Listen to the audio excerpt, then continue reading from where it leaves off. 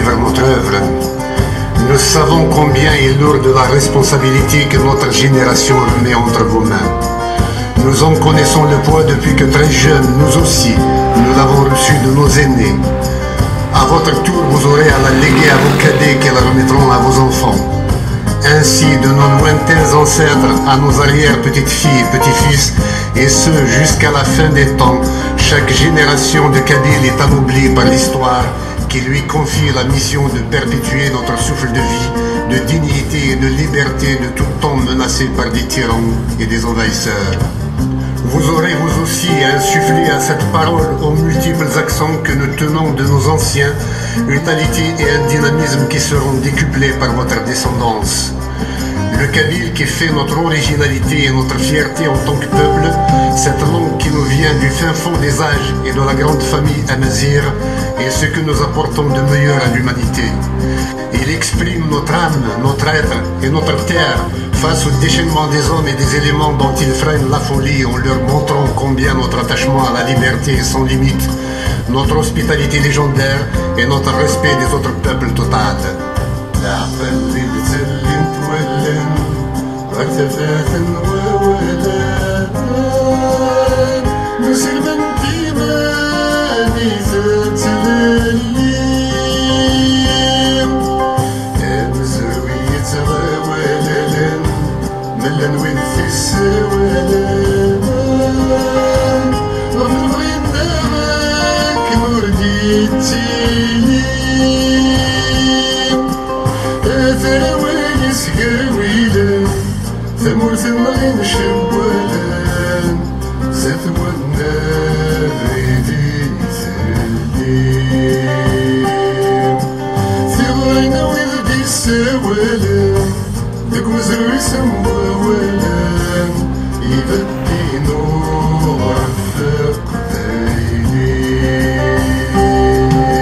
Les montagnes de poussière déposées par les vents de l'histoire sur nos cœurs et nos yeux, nos têtes et nos épaules avaient presque toujours des siècles durant égaré nos pas et nos regards vers les pays des prismes déformants. Il est encore difficile de reconstituer notre itinéraire. Aujourd'hui flotte encore sous nos yeux l'image du grand roi Massinissa qui, après ses délibérations officielles en punique, allait embrasser ses nombreux enfants dans une langue qui ressemblait à notre kabyle. Notre Aglide avait l'ambition de faire de notre terre et de notre peuple un trait d'union entre l'Orient et l'Occident, mais force lui était de constater que notre terre ne représentait pour eux qu'un lieu d'affrontement. Une arène pour leurs gladiateurs luttant sans merci pour conquérir des terres, assouvissant ainsi les instincts de domination de quelques illuminés, aujourd'hui présentés par leurs descendants comme les fondateurs de leur grandeur et qui font leur fierté. Notre peuple, épris d'amour et de paix, était réduit malgré lui à une vulgaire réserve de soldats qu'on levait au service des causes qui étaient rarement les siennes. Nos révoltes initiées par le vaillant Jugurtha n'ont jamais cessé. Nous sommes fiers que notre terre et notre peuple n'aient donné à l'humanité que des résistants. Nous n'avons pas eu à participer à la falsification de l'histoire que ceux qui nous avaient momentanément vécu avaient écrite pour se glorifier et nous avilir. Nous n'avons pas eu de répit pour écrire.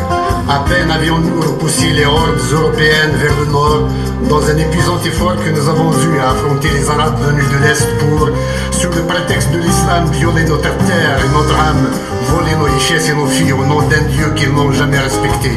Ils disaient vouloir nous apporter la liberté d'Allah et ils diabolisèrent nos femmes dont nous faisions pourtant des reines à l'image de la Kaïna.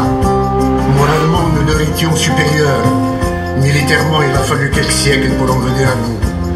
La formation de la personnalité de la Kabylie était alors amorcée. Les Almoravides, fuyant la furie des Almohades établis à Marrakech, apportèrent la dernière touche sociologique et humaine à l'édifice institutionnel de la Kabylie stabilisée depuis.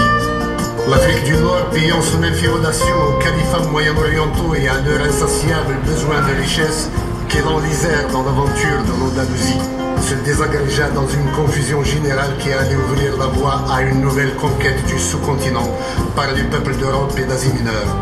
Dans la folie de la Reconquista, les Espagnols s'établirent à l'ouest et sur la côte kabyle et durent se replier à l'arrivée des Turcs qui établirent leur mainmise sur un territoire allant de Tunis à Tlemcen, à l'exception de l'enclave kabyle.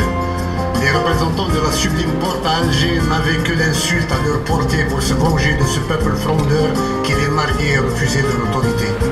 C'est la France qui, après ses 2 victoires sur la Kabylie, 1857 et 1871, a fait perdre à notre peuple le contrôle de son destin.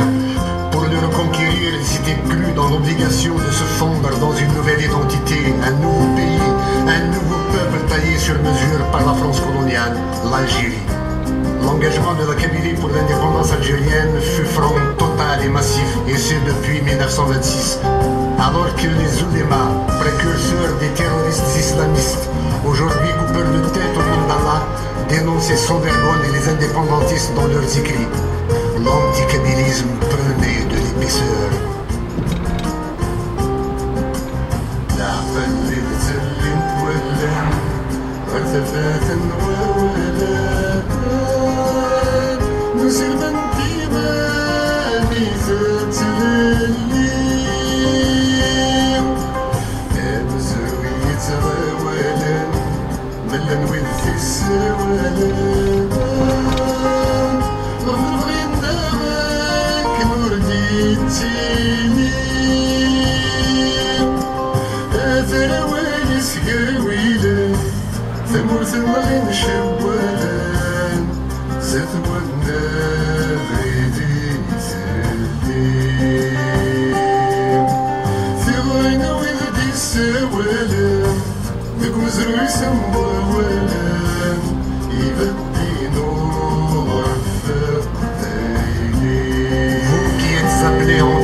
La mémoire de nos sacrifices pour les générations qui vous suivront.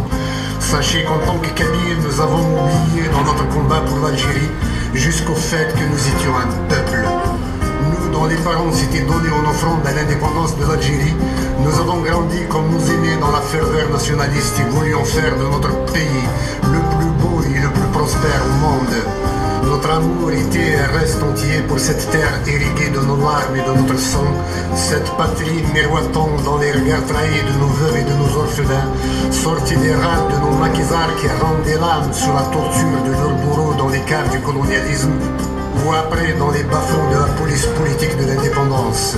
Notre attachement à cette Algérie dont la plupart de ses libérateurs kabyles n'avaient aucune arrière-pensée était charnel. Nous luttions en Kabylie en rêvant à toute l'Algérie dont nous voulions changer de régime dictatorial en démocratie, le système tortionnaire au celui des droits de l'homme, l'école en celle de la science, du progrès et de la modernité afin de mieux nous insérer dans le monde des libertés. Nous luttions pour une identité collective de majorité pensant rendre service aux Algériens qui auraient enfin à partager des valeurs communes et un sentiment de fraternité retrouvé avec la fierté des mêmes origines.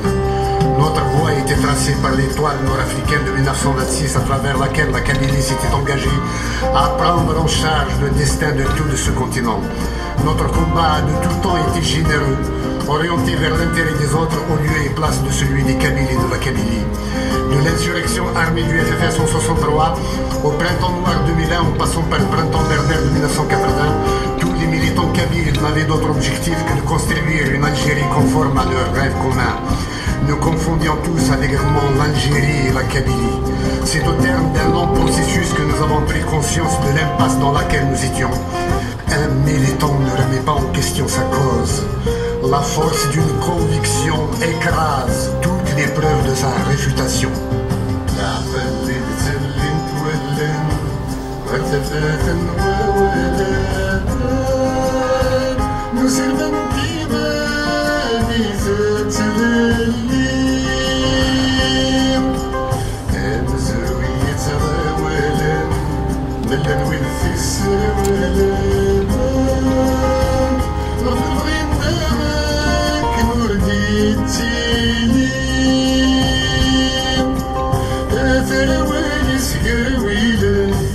ثمرة المغنى شباب